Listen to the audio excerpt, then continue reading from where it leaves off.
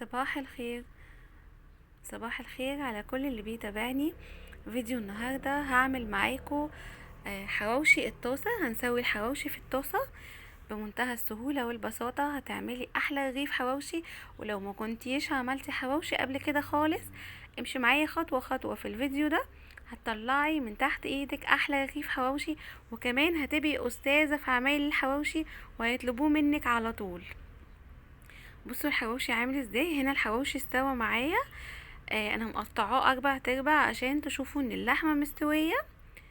والحواوشي كمان السمك بتاعه مظبوط جدا، مش تخين كده ولا رفيع، بس مظبوط جدا. واللحمه كمان مستويه من جوه، وكمان الرغيف مستوي من بره فمقرمش كده، وطعمه يجنن وريحه تجنن. انا هسيب لكم الطعم بقى كده، انتوا اللي هتدوقوا وتحكموا. جربوه بطريقتي هتحبوها جدا، وولادك هيطلبوه كتير. ولو ولادك ما بيحبوش اللحمه، تقدري تاكلها لهم بالحواوشي بدل ما يطلبوه من بره. هنا انضف طبعا، تعمليه في البيت انضف بكتير، وهيطلبوه منك كتير وتكوني وفرتي.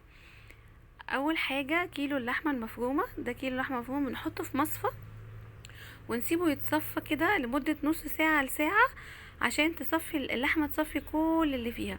وهنا انا استخدمت كيلو الا ربع بصل على كيلو اللحمة المفرومة. البصل بيدي سكر كده للحمة وبيدي طعم يجنن. ودي المكونات اللي هبشرها مع البصل: فلفلتين و3 طماطميات وقرن فلفل حامي. ودي اللية بتدي طعم للحواوشي خطير. فهي مكون اساسي، بس لو مش موجود مفيش اي مشكلة. دي التوابل اللي انا هستخدمها.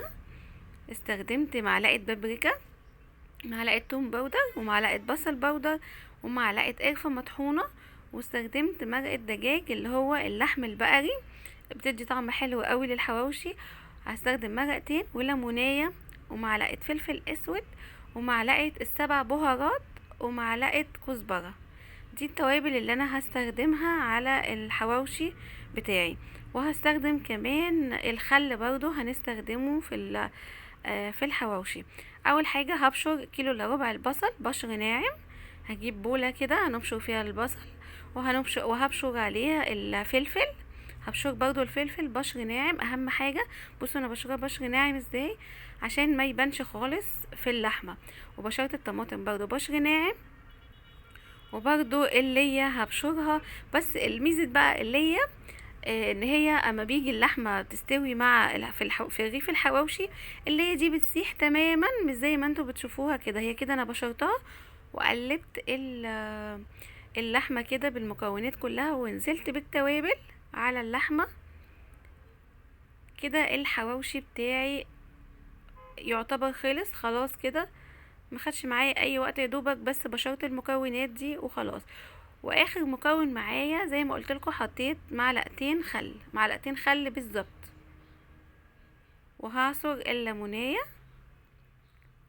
دي التركات اللي بتخلي طعم الحواوشي، انتوا هتجربوه بنفسكم بطريقتي وهتلاقوه طعم خطير جدا، وهتعتمدوا الطريقه دي على طول.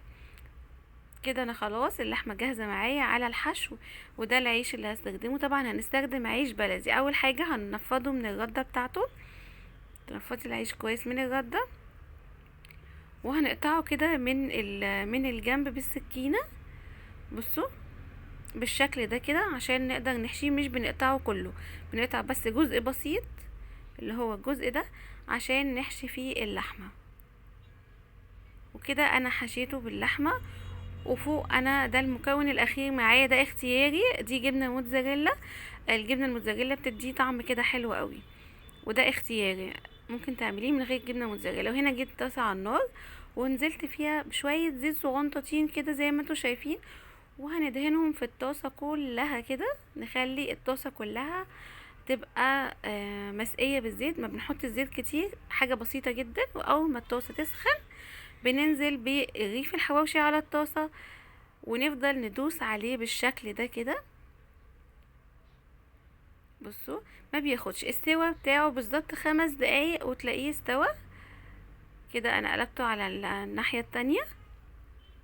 اهم حاجة نفضل ندوس عليه بالبتاعة دي.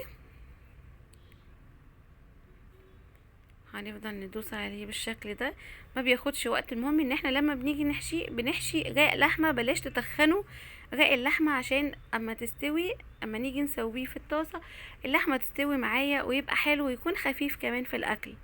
بلاش تكون اللحمه كتير قوي وتملوه قوي لحمه، يعني تخلي السمك بتاع اللحمه زي ما انا عاملاه كده بالظبط.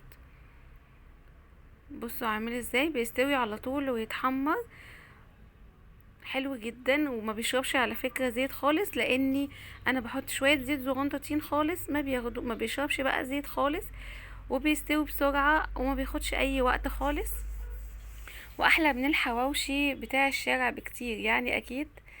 فده هيفيد اولادك وبتاكليهم حاجة نظيفة ولحمة حلوة، ممكن كمان تضيفي زيتون، وبألف هنا وشفا.